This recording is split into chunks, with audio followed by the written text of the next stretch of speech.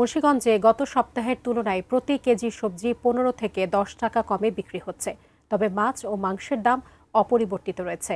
মুন্সিগঞ্জ থেকে বিস্তারিত জানিয়েছেন প্রতিনিধি ভবতোষ চৌধুরী নূপুর। ব্যবধানে সবজির দাম কমলেও মাছের বাজার যেমন আগুন। আমি আছি মুন্সিগঞ্জ সদরের যে কাঁচা বাজার আছে, মাছ বাজার, সেখানে রয়েছি।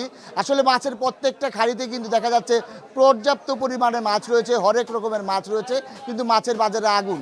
আমি যেমনটি এখানকার ক্রেতা এবং বিক্রেতার সাথে কথা বলেছিলাম, আমরা যতটুকু জানতে পেরেছি যে আসলে এখানে ইলিশও রয়েছে, পর্যাপ্ত পরিমাণে ইলিশ রয়েছে, যেগুলো 1-1.5 কেজি ইলিশের দাম রয়েছে আপনার প্রায় 3200 টাকা দরে 1.5 কেজি সাইজের ইলিশ বিক্রি করা হচ্ছে। 1 কেজি সাইজের ইলিশ বিক্রি করা হচ্ছে 2200 টাকা দরে, এবং 900 গ্রাম ইলিশ বিক্রি করা হচ্ছে 2300 টাকা দরে।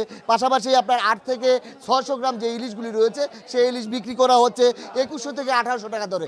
আসলে ইলিশের দাম এতই চওড়া যে মানুষ ক্রেতারা কিন্তু ইলিশ কিনতে হিমশিম খাচ্ছেন। পাশাপাশি যদি আমি অন্য যে মাছ রয়েছে সেগুলোর দামটি যদি আপনাদের একটু জানিয়ে দিই, যেমন রয়েছে রুই মাছ রয়েছে, যেগুলো রুই পাঙ্গাস, যেগুলো চাষের মাছ রয়েছে। রুই মাছ রয়েছে 350 টাকা কেজি, এবং পাঙ্গাস রয়েছে 180 টাকা। এখানে যে গুড়া মাছগুলি রয়েছে, বলুন্দি মাছ, ট্যাংরা মাছ, এ জাতীয় যে বিভিন্ন মাছ রয়েছে, এগুলো কিন্তু 800 থেকে 1000 টাকার উপরে কিন্তু কেজিতে বিক্রি করা হচ্ছে।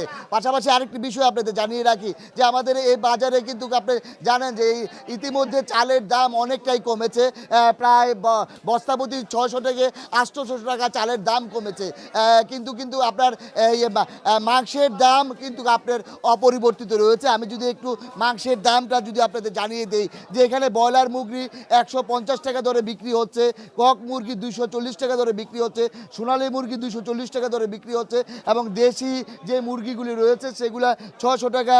এই ছিল আমার কাছে মুন্সিগঞ্জের মাছ বাজার থেকে সর্বশেষ পরিস্থিতি।